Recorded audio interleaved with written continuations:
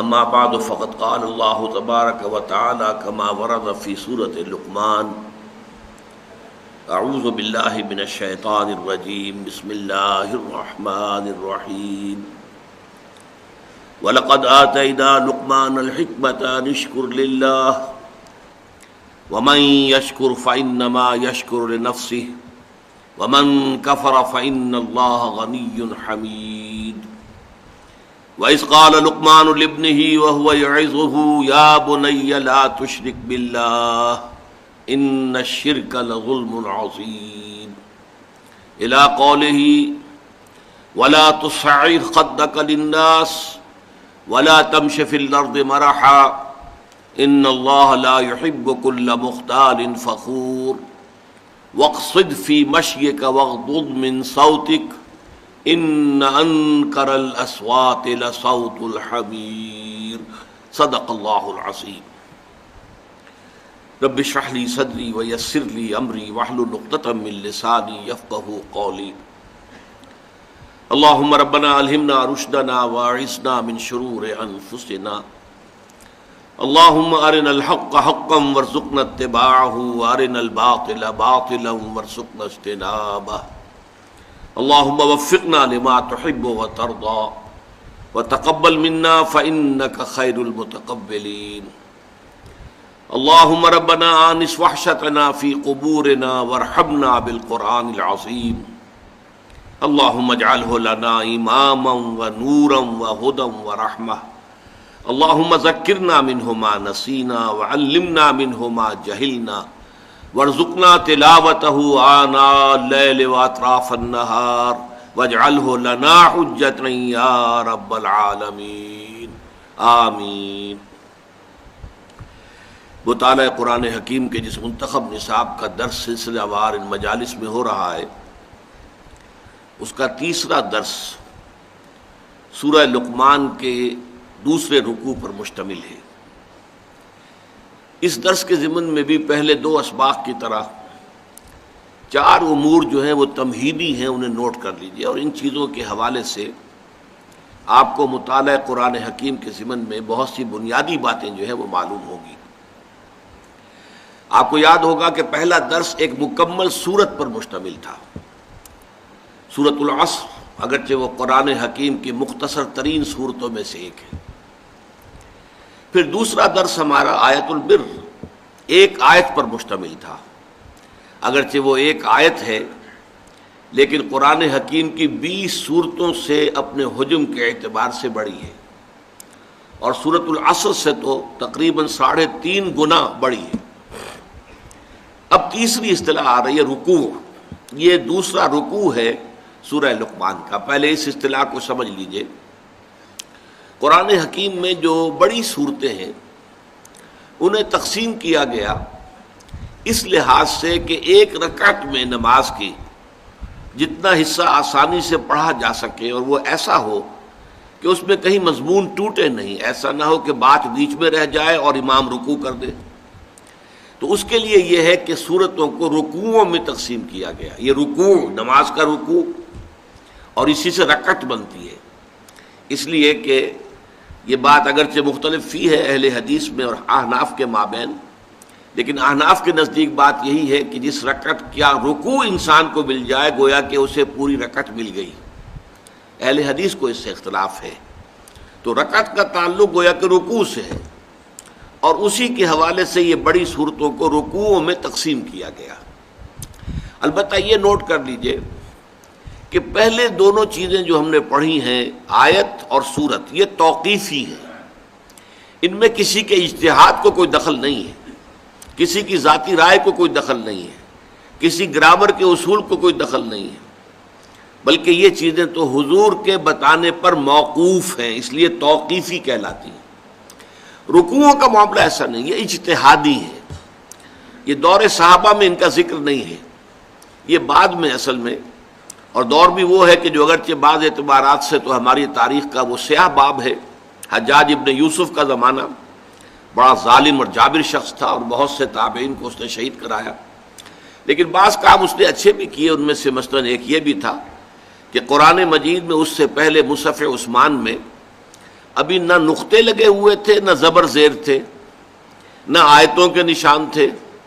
یہ ساری چیزیں جو ہے وہ حجاج ابن یوسف کے زمانے میں ان کا اہتمام کیا گیا. اسی طریقے سے رکوع بھی اسی زمانے میں معین ہوئے. اور اس میں واقعہ یہ ہے کہ معلوم ہوتا ہے کہ اجتہاد سے کام لیا گیا، اجتہاد جہد سے بنا ہے، یعنی پوری کوشش کی گئی ہے کہ مضمون کے اعتبار سے تقسیم ہو. اگرچہ اس میں اختلاف کی گنجائش ہے، کسی جگہ پر ہم یہ سمجھ سکتے ہیں کہ یہ رکوع یہاں کی بجائے یہاں ختم ہوتا تو بہتر تھا، یا فلاں رکوع مضمون کے اعتبار سے فلاں آیت سے شروع ہوتا تو بہتر تھا. اس رائے کے اختیار کرنے میں کوئی حرج نہیں، بیان کرنے میں کوئی حرج نہیں، اس لیے کہ یہ توقیفی امور نہیں ہے، یہ حضور کے بتانے پر نہیں ہے، بلکہ یہ تو ایک اجتہادی معاملہ ہے. اجتہادی معاملے میں اختلاف کی گنجائش ہوتی.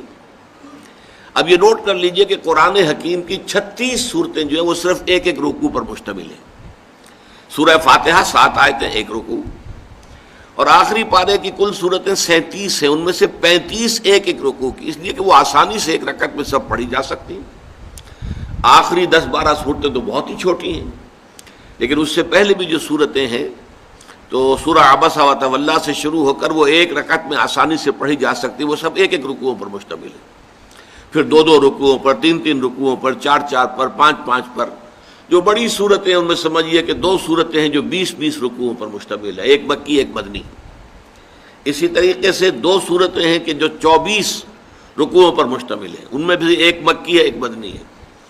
اور پھر 24 کے بعد لمبی چھلانگ ہے، سب سے بڑی صورت قرآن مجید کی جو ہے سورہ بقرہ، وہ 40 رکوعوں پر مشتمل ہے.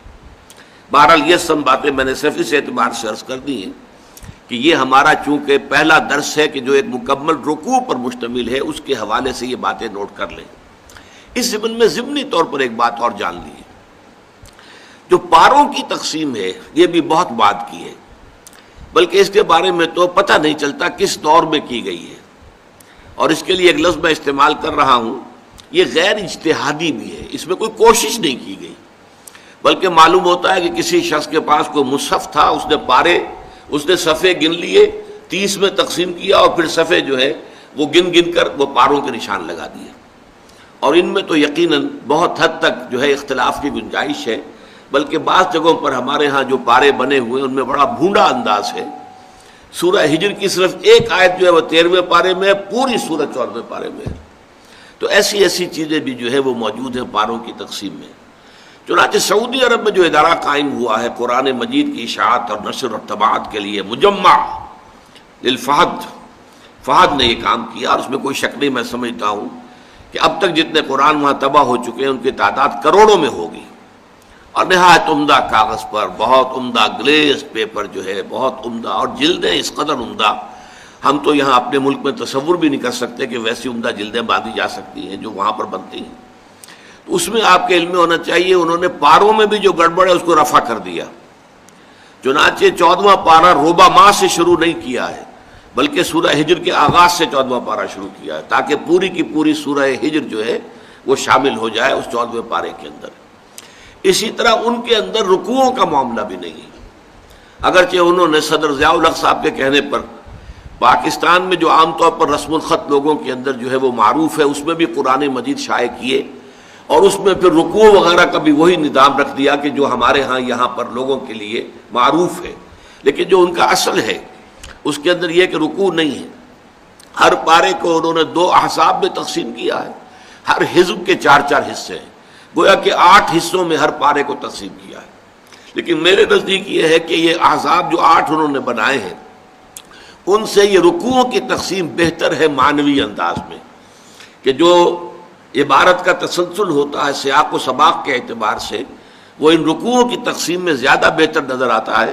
اگرچہ بعض جگہوں پر مجھے بھی اختلاف ہے کہ رکوع یہاں سے نہیں بلکہ یہاں سے شروع ہونا چاہیے تھا، اور یہ میں بتا چکا ہوں، اس میں کوئی قابل اعتراض بات نہیں ہے، اس لیے کہ یہ چیز جو ہے یہ توقیفی نہیں ہے بلکہ اجتہادی ہے. اب دوسری بات نوٹ کیجئے، ہمارے اس منتخب نصاب کا نقطۂ آغاز، وہ آم کی گٹھلی کی مثال جو میں نے دی تھی، وہ تو ہے سورۃ العصر.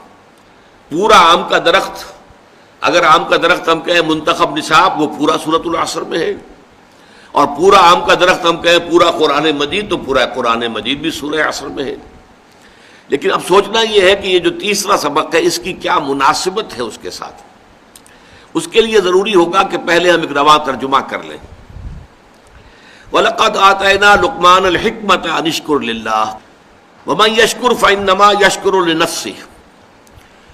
اور ہم نے لقمان کو حکمت عطا کی تھی کہ کر شکر اللہ کا، اور جو کوئی شکر کرتا ہے تو وہ اپنے ہی بھلے اپنے ہی نفع کے لیے کرتا ہے.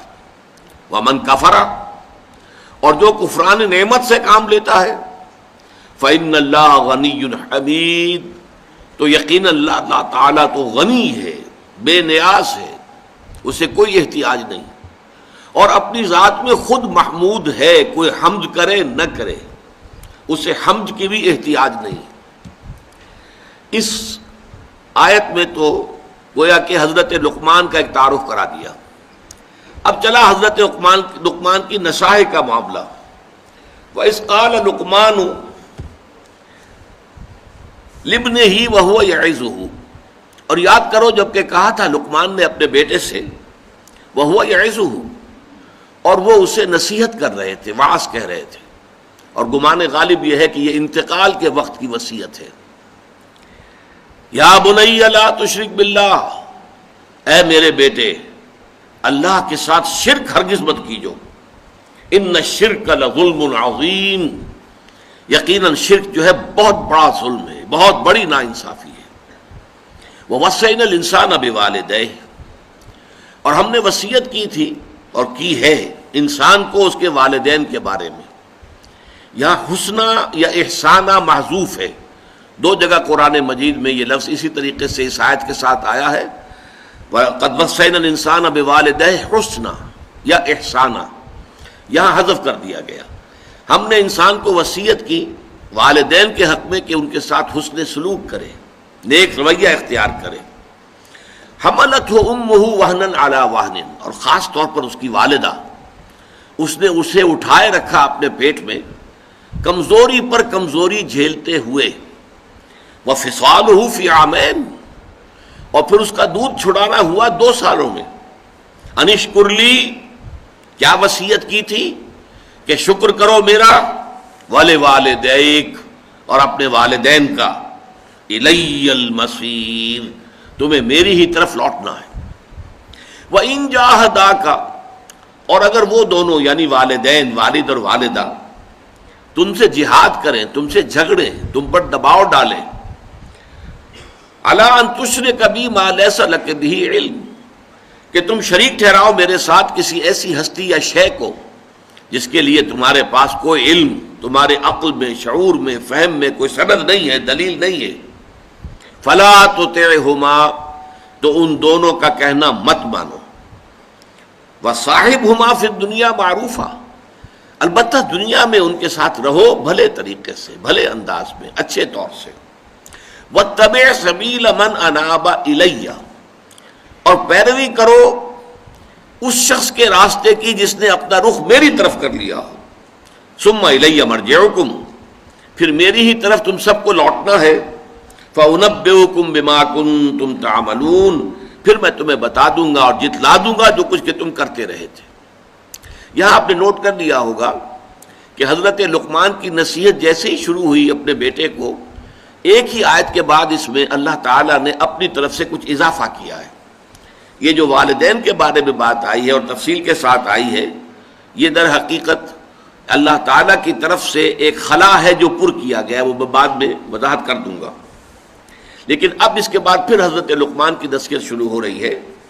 یا بنیا، اے میرے بچے، انہا ان تکو مثقال حبۃ، اگر ہو وہ یعنی عمل انسان کا، خواہ وہ نیکی کا ہو، بدی کا ہو، بھلا ہو، برا ہو، پھر یہ کہ وہ رائی کے دانے کے ہم وزن ہو. مثقال حبۃ من خردل، خردل رائی، بہت ہی دانہ چھوٹا ہوتا ہے، رائی کے دانے کے ہم وزن ہو نیکی یا بدی. فتکن فی صخرۃ، پھر خواہ وہ کسی چٹان میں ہو، پہاڑ کی کھو کے اندر گھس کر وہ کام کیا گیا ہو، او فی السماوات، یا آسمانوں میں ہو، فضاؤں میں یا خلاؤں میں ہو، او فی الارض، یا زمین میں ہو، زمین کے پیٹ میں گھس کر وہ عمل کیا گیا ہو، یاتی بہ اللہ، اللہ اسے لے آئے گا۔ ان اللہ لطیف خبیر، یقیناً اللہ تعالیٰ بہت باریک بین ہے اور بہت باخبر ہے۔ یا بنیا، ہے میرے چھوٹے سے بچے، اقیم الصلاۃ، نماز کو قائم رکھنا، وامر بالمعروف، نیکی کا حکم دینا، ونہی عن المنکر، بدی سے روکنا، واصبر علی ما اصابک، اور پھر برداشت کرنا، صبر کرنا ہر اس چیز پر جو تم پر آئے، جو بھی بپتا آئے، جو تکلیف آئے، جو مصیبت آئے، جو پرسیکیوشن ہو، جو ٹارچر ہو، جو بھی ہو، اس کو جھیلنا، برداشت کرنا۔ ان ذالک من عزم الامور، یقیناً یہ چیز جو ہے بڑی ہمت کے کاموں میں سے ہے۔ نیکی کی تلقین کرنا تو شاید جو ہے اس قدر صبر آزما نہ ہو، لیکن بدی پر نکیر کرنا جو ہے یہ برداشت نہیں کیا جاتا۔ نیکی کی تلقین آپ کرتے رہیے، لوگ اختیار کر لیں نہ کر لیں، لیکن یہ کہ وہ آپ کو برا بھلا نہیں کہیں گے، بلکہ شاید آپ کی گردنوں میں ہار ڈالیں، آپ کا استقبال کریں، آپ کے نام کے نعرے لگائیں، آپ کو کچھ نہ کچھ جو ہے وہ نذرانے پیش کریں۔ لیکن جب آپ بدی پر تنقید کریں گے اور روکیں گے، باز آ جاؤ، اب ظاہر بات ہے کہ جو غلط کار لوگ ہیں، جو نا انصاف ہیں، جو ظالم ہیں، وہ اس کو برداشت نہیں کر سکتے، لہذا لازماً ریزنٹمنٹ بھی ہوگی، اس سے آگے بڑھ کر ٹارچر بھی ہو سکتا ہے، اس سے آگے بڑھ کر جان بھی دینی پڑ سکتی ہے۔ تو یہ بڑے ہمت کے کاموں میں سے، ان ذالک من عزم الامور ولا تصغر خدک للناس، اور اپنے گال جو ہے وہ لوگوں کے لیے پھلا کے مت رکھنا۔ یہ اصل میں غرور کی ایک شکل ہے کہ چہرہ جو ہے پھلایا ہوا ہے، گویا کہ کسی سے گفتگو کرنے کے لیے طبیعت آمادہ نہیں ہے۔ ولا تمشی فی الارض مرحا، اور نہ زمین میں چلنا اتراتے ہوئے، اکڑتے ہوئے، اینڈتے ہوئے۔ ان اللہ لا یحب کل مختال فخور، یقیناً اللہ کو بالکل پسند نہیں ہے وہ کہ جو اکڑنے والے ہیں، اترانے والے ہیں اور فخر کرنے والے ہیں۔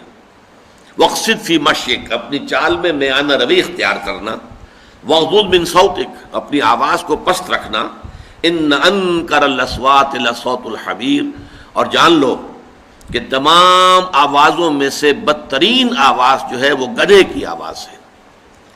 اب اس میں نوٹ کیجئے، سورۃ العصر میں انسان کی کامیابی اور نجات کے جو 4 لوازم بیان ہوئے وہی یہاں بھی ہیں۔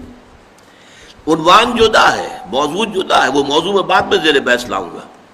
موضوع جیسے کہ سورۃ العصر کا ہے راہ نجات، اور آیت البر کا تھا نیکی کی حقیقت، لیکن نیکی کی حقیقت کے ذیل میں وہی 4 چیزیں آ گئی جو سورۃ العصر میں آئی ہیں۔ یہاں بھی جو عنوان ہے جس کو ہم ڈسکس کریں گے بعد میں، یہ عنوان ہے، 2 عنوان اس کو دیے جا سکتے ہیں۔ حکمت قرآنی کی اساسات، یہ اس کا جامع عنوان ہے، حکمت قرآنی کی اساسات، یا اسے مقام عظیمت کہہ سکتے ہیں۔ ان ذالک من عزم الامور، یہ بڑی ہمت کے کاموں میں سے ہے۔ تو صاحب کردار انسان جو ہے، کریکٹر والا انسان، اس کا جو کردار ہونا چاہیے وہ یہاں بیان ہو رہا ہے۔ لیکن یہ ہے کہ اس کے اندر آپ نے نوٹ کیا کہ موضوع کچھ اور ہے، لیکن وہی 4 چیزیں جو سورۃ العصر کی آ رہی ہیں۔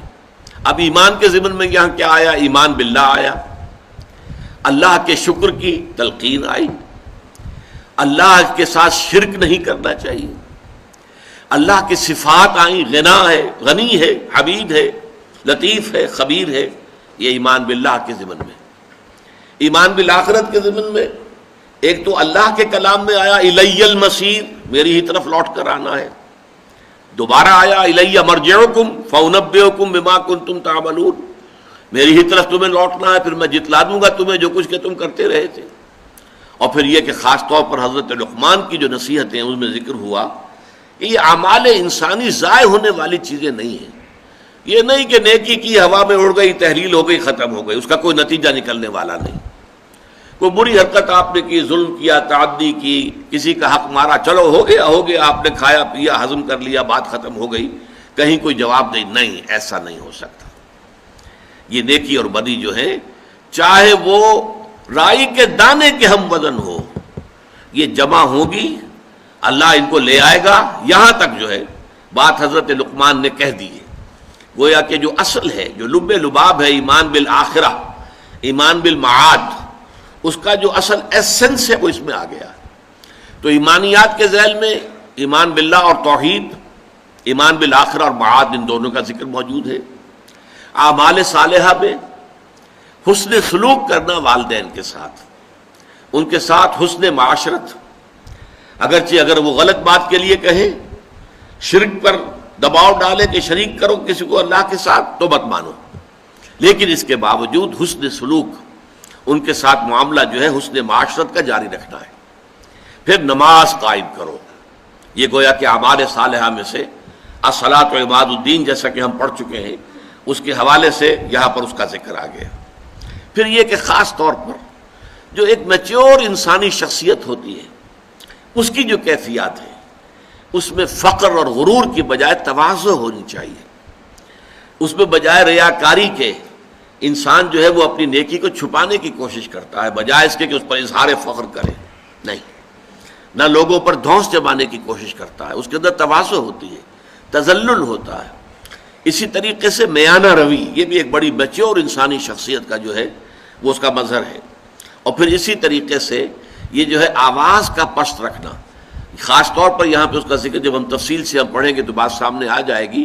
اس کا اصل میں معاملہ ہے جب کہیں آپ کی بحث ہو رہی ہو کسی سے، کوئی آپ کا جھگڑا ہے، اس میں آپ آرگو کر رہے ہیں، تو بسا اوقات آپ نے دیکھا ہوگا جب ایک فریق یہ محسوس کرتا ہے کہ میرا پہلو گر رہا ہے دلیل کے اعتبار سے، تو وہ اپنی آواز بلند کر دیتا ہے، وہ زور سے بولنا شروع کرتا ہے تاکہ آواز کی بلندی سے وہ اپنے موقف کی کمزوری جو ہے اس سے کمپنسیٹ کرے، اس کی تلافی کرے۔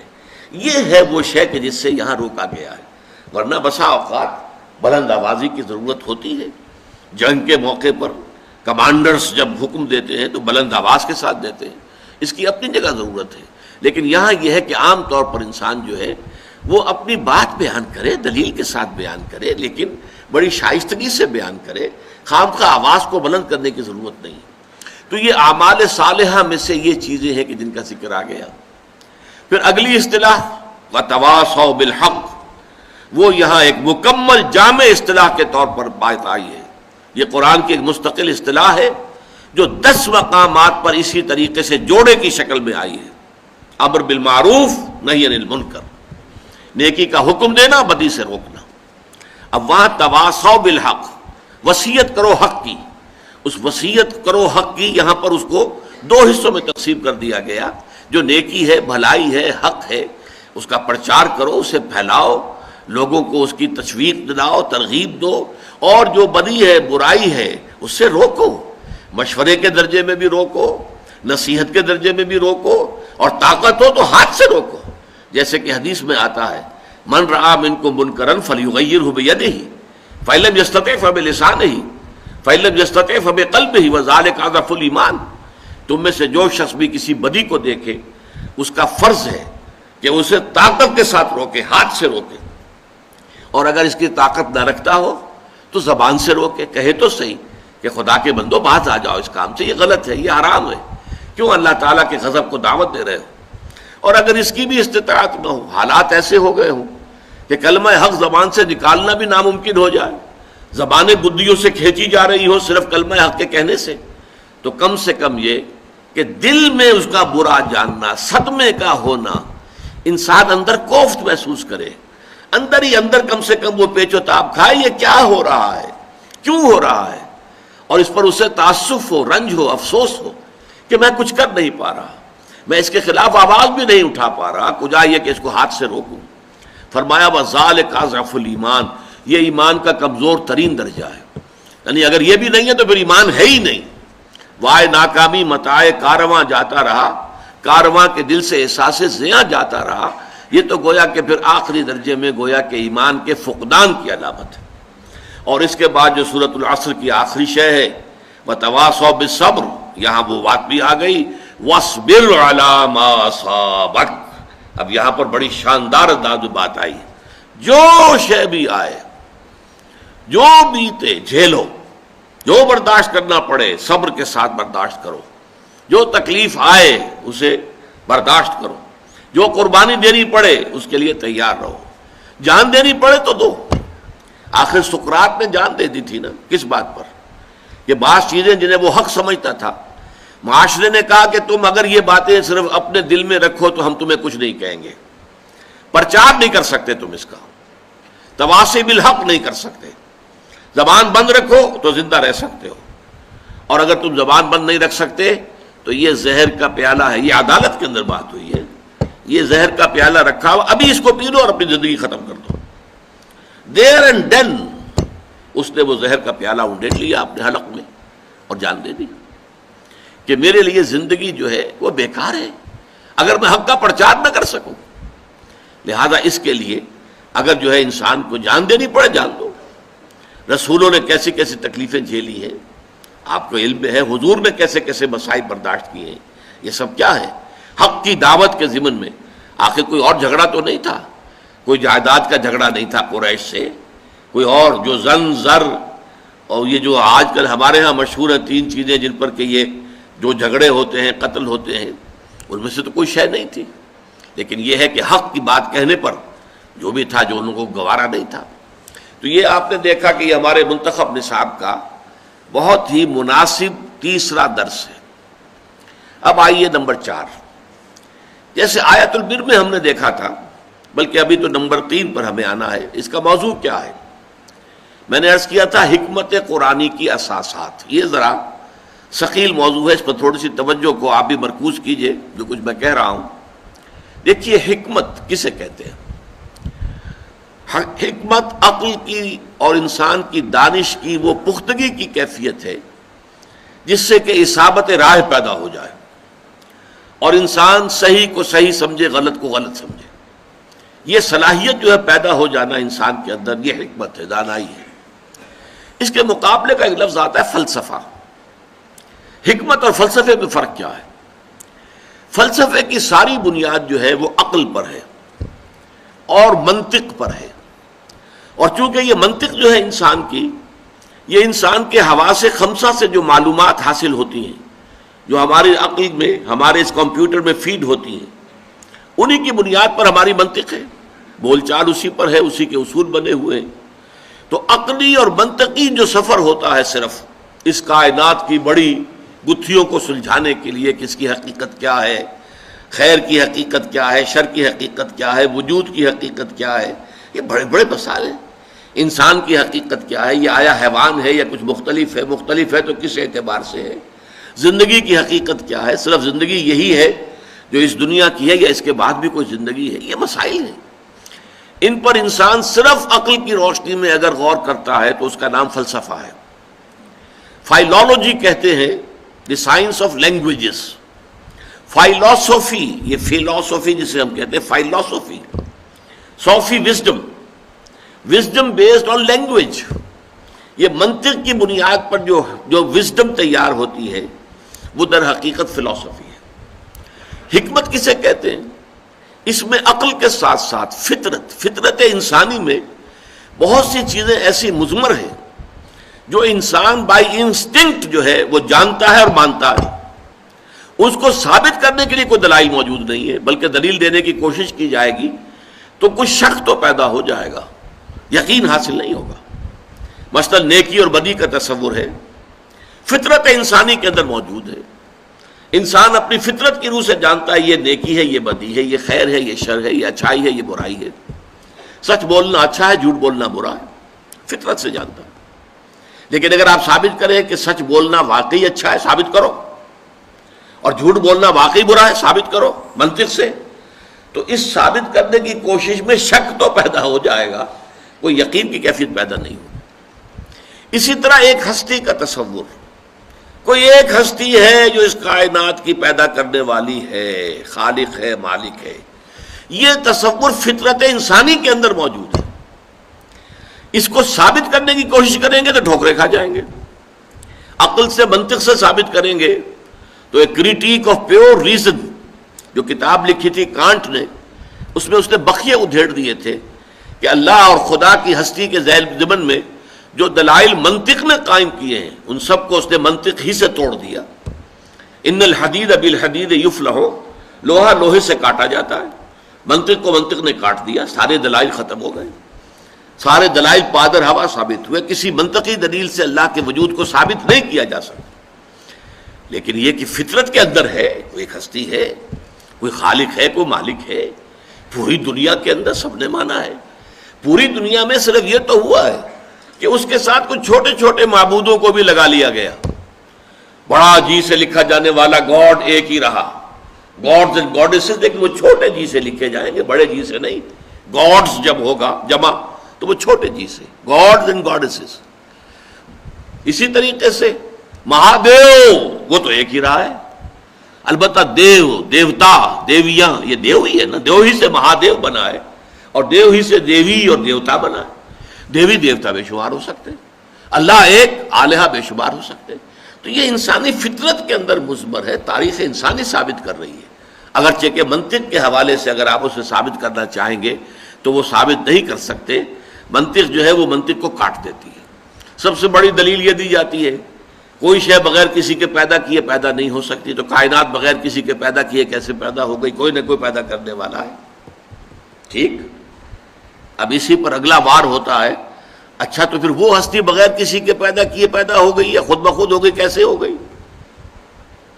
اگر اصول یہ ہے کہ کوئی شے بغیر کسی کے پیدا کیے پیدا نہیں ہو سکتی تو وہ ذات کیسے پیدا ہوئی؟ دلیل ختم ہو گئی. ان الحدید بالحدید یفلع, لوہے کو لوہا کاٹتا ہے. تو در حقیقت کوئی منطقی دلیل نہیں ہے. اور ہمارے ہاں خاص طور پر امام رازی رحمۃ اللہ علیہ نے اپنی تفسیر میں جو منطقی بحثیں کی ہیں, موشگافیہ کی ہیں, وہ ٹھیک ہے, ایک دور کا یہ ایک خاص مشغلہ تھا اور خاص اس کا ایک ذوق تھا, ایک ہر دور کا ہوتا ہے, اس میں اس کی بڑی قدر تھی, اہمیت تھی, لیکن اب اس کی کوئی حیثیت نہیں. تو اصل میں جب فطرت انسانی وہ صحیح ہو, اس میں کجی نہ آئے, وہ پرورٹڈ نہ ہو, وہ فطرت مست نہ ہو گئی ہو, اور عقل سلیم, عقل بھی بے راہ نہ ہو, عقل پر شہوت کا غلبہ نہ ہو جائے, خواہشات کا غلبہ نہ ہو جائے, تعصب کی پٹی نہ بندھی ہوئی ہو. تو دیکھیے دونوں لفظ سلیمہ سالم سے بنا ہے, کسی شے کا صحیح ہو, سالم ہونا. فطرت سلیمہ, فطرت صحیح ہو, سالم ہو, اس کے اندر کوئی کجی نہ آئی ہو, کہیں کسی اعتبار سے پرورشن نہ آئی ہو, اور عقل انسانی بھی صحیح ہو, سالم ہو, عقل سلیم, اور اس کے اوپر نہ تو خواہشات کی پٹی بندھی ہوئی ہو, نہ اس پر تعصبات کی پٹی بندھی ہوئی ہو, نہ اس پر کوئی اور اپنی اغراض جو ہے غالب آ جائے. اگر یہ دونوں صحیح و سالم ہو اور دونوں کا سفر ہو تو اس سے جو شے وجود میں آتی ہے وہ حکمت ہے, وزڈم. انگریزی میں دو الفاظ استعمال ہوتے, فلاسفرز اینڈ سیجز. سیجز ان کو کہا جاتا ہے درویش بنش مفکرین, جنہوں نے عقل سے کام لیا, غور و فکر سے کام لیا, لیکن وہ تھے نہایت درویش بنش. انسانیت, اخلاقی اعتبار سے, ہر اعتبار سے وہ بہت عمدہ نمونے انسانیت کے. فلسفی تو کوئی بھی ہو سکتا ہے, شرابی ہو, زانی ہو, لیکن یہ کہ وہ عقل جو ہے, عقل عیار, عقل تیز ہو, اور اس کے ذریعے سے وہ بہت سے اپنے فلسفیانہ خیالات جو ہیں ان کا تانا بانا منطق کے ذریعے سے باندھ کر لوگوں کے سامنے رکھ سکتا ہے. معلوم ہوگا کہ بہت بڑا فلسفی ہے. لیکن یہ ہے کہ وہ شخص کی جو اپنی شخصیت کے اعتبار سے, سیرت و کردار کے اعتبار سے بھی وہ صحیح انسانیت کا ایک نمونہ ہو, اور پھر وہ عقل اور فکر اور فطرت سلیمہ کی روشنی میں اس کی عقل سلیم سفر کرتے ہوئے حقائق تک پہنچے, ان کو ہم سیجز کہتے ہیں, وہ درویش. اور ہم اردو میں استعمال کریں گے حکما, اسی لیے حکما و فلاسفہ یہ دو الفاظ علیحدہ علیحدہ استعمال ہوتے ہیں. جو فلسفہ ہے خالص منطق کی بنیاد پر جو چلتا ہے, خالص منطق, خالص عقلیت, اس کے نتیجے دو ہیں لازماً. آخری منزل کیا ہے؟ اسکیپٹسزم, شک, ارتیابیت. کوئی یقین کی کیفیت پیدا نہیں ہو سکتی کسی شے پر. یا ایگنوسٹسزم, لا ادریت, یا تو فلسفی کو یہ کہنا پڑتا ہے کہ ہمیں کچھ پتہ نہیں, معلوم ہم شد کہ ہیچ معلوم نہ شد. مجھے عمر کے اس آخری درجے میں آ کر معلوم ہو گیا کہ مجھے کچھ معلوم نہیں. سارا سوچ بچار. علامہ اقبال کا بھی ایک شعر بڑا عجیب ہے, بڑا عجیب ہے. ویسے تو ان کی وہ پوری نظم جو ہے ذوق و شوق بال جبریل میں, میرے نزدیک شاعری کے اعتبار سے, شعر کے اعتبار سے علامہ کے کلام میں وہ کلائمیکس ہے, سب سے اونچی نظم, ذوق و شوق. اسی میں ایک ہے, تیری نظر میں ہے تمام میرے گزشتہ روز و شب, مجھ کو خبر نہ تھی کہ ہے علم نخیل بے رطب. عمر کی سند پر پہنچ گیا، اللہ میں پہنچ گیا ہوں، میں نے سمجھ لیا یہ علم اور فلسفہ جو ہے جو میں نے حاصل کیا، پڑھا لکھا، جس کے لیے گیا، میں برطانیہ بھی گیا اور جرمنی بھی گیا، مجھے معلوم نہ تھا یہ ایسے کھجور کا ایک درخت ہے جس میں کھجور لگتی ہی نہیں۔ درخت کھجور کا ہے، کھجور نہیں لگتی اس میں۔ مجھ کو خبر نہ تھی کہ ہے علم نخیل بے رطب، اس میں تو کھجور لگتی ہی نہیں۔ اسی لیے پھر ایک جگہ کہتے ہیں کہ خرد کی گتھیاں سلجھا چکا میں، میرے مولا مجھے صاحب جنوں کر، یقین مجھے پیدا ہو جائے۔ اور وہ یقین جو ہے پھر عشق پیدا کرتا ہے، محبت پیدا کرتا ہے، جذبہ پیدا کرتا ہے، جنون پیدا کرتا ہے۔ دنیا انہیں کہتی جنونی۔ یہ لوگ کیا ہیں؟ فنڈامنٹلسٹ۔ یہ لوگ جو ہیں یہ تو اپنی جانیں ہتھیلی پر لیے پھرتے ہیں، ان کی مت ماری گئی ہے، یہ پاگل ہیں۔ یہ در حقیقت یہ لوگ جو ہیں وہ در حقیقت عقل و خرد سے بالکل بیگانہ ہو چکے ہیں۔ یہ الفاظ دنیا کہتی ہے۔ عشق، وہ عشق کا معاملہ اور ہے، اور ایک علم ہے، وہ علم اور عقل وہ اور ہے۔ گزر جا عقل سے آگے کہ یہ نور چراغ راہ ہے، منزل نہیں ہے۔ منزل تک پہنچانے والی شے نری عقل نہیں ہے۔ ہاں عقل بہت بڑی شے ہے، بہت بڑی شے ہے، بہت بڑی شے ہے، بشرطے کہ فطرت صحیح ہو، فطرت سلیمہ ہو، فطرت میں کجی نہ ہو، فطرت اپنی صحت پر برقرار ہو، فطرت پرورٹ نہ ہوئی ہو، اور اب عقل کام کرے، عقل سلیم۔ تو فطرت سلیمہ اور عقل سلیم، ان دونوں کے امتزاج سے جو شے وجود میں آتی ہے اس کا نام حکمت ہے۔ اس حکمت کی اساسات کیا ہیں؟ اب یہ گویا کہ علم قرآن کا ایک بہت اہم باب ہے، بہت اہم باب ہے، بہت اہم باب ہے، اس لیے کہ یہ بہت سے ابواب کے لیے کلید ہوگا۔ یہ باتیں دوسری جگہوں پر آتی ہیں حوالوں کے طور پر، یہاں پر اگر اس باب میں، اس درس میں ہم ان کو سمجھ لیں گے تو آگے ہمارے لیے بہت سے مقامات کا سمجھنا جو ہے، کیونکہ یہی در حقیقت اس کے لیے کلید ہیں، وہ ہمارے لیے آسان ہو جائے گا۔ اب تمہیدی اعتبار سے چوتھی بات یہ ہے کہ یہ حضرت لقمان کون تھے، ان کی شخصیت کیا ہے۔ جیسے ہمارے دوسرے سبق میں اس کا موضوع تو تھا نیکی کی حقیقت، پس منظر میں ایک واقعہ تھا، تحویل قبلہ کا واقعہ، جو شمال سے جنوب کی طرف رخ کرنے کا حکم ہو گیا، بیت المقدس کی بجائے بیت اللہ الحرام کی طرف، یہ واقعہ تھا۔ تو لیس البر ان تولوا وجوہکم قبل المشرق والمغرب، یہاں سے بات شروع ہوئی۔ کل نیکی یہی نہیں ہے کہ تم اپنے چہرے مشرق اور مغرب کی طرف پھیر دو۔ اسی طرح یہاں بھی پس منظر میں یہاں واقعہ نہیں، ایک شخصیت ہے۔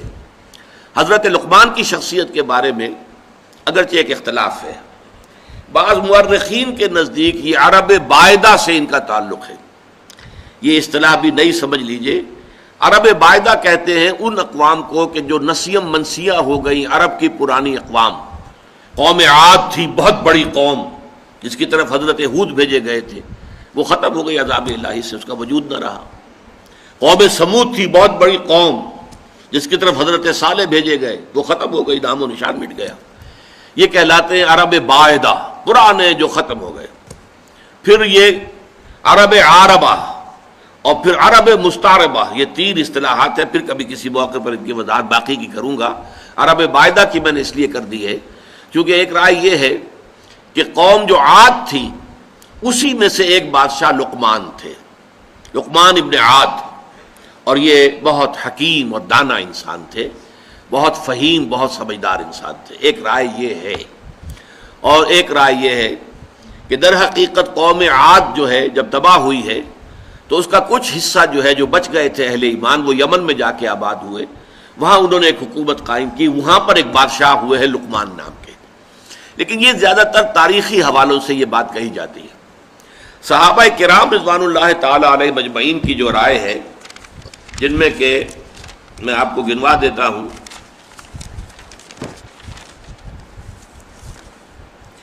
ابو ہریرہ رضی اللہ عنہ، ابن عباس رضی اللہ تعالی عنہما، جابر بن عبداللہ انصاری رضی اللہ تعالی عنہ، پھر یہ کہ تابعین میں سے سعید ابن مسیب، مجاہد، اکرمہ رحمۃ اللہ علیہم، ان سب کی رائے یہ ہے کہ یہ اصل میں سوڈان کے رہنے والے سیاہ فام انسان تھے، اور سوڈان کا جو شمالی کنارہ ہے نوبیا کہلاتا ہے، وہ تقریباً مصر اور سوڈان کے درمیان پڑتا ہے، وہاں کے رہنے والے تھے۔ پیشے کے اعتبار سے کارپینٹر تھے، اور یہ آ کر عرب میں آباد ہو گئے تھے۔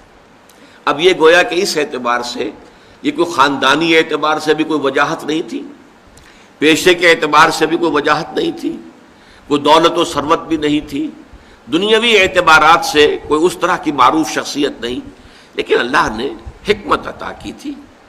وَمَن یُؤْتَ الْحِکْمَةَ فَقَدْ أُوتِیَ خَیْرًا کَثِیرًا، سورہ بقرہ میں فرمایا جسے حکمت عطا کر دی جائے اسے تو گویا کہ خیر کثیر عطا کر دیا گیا۔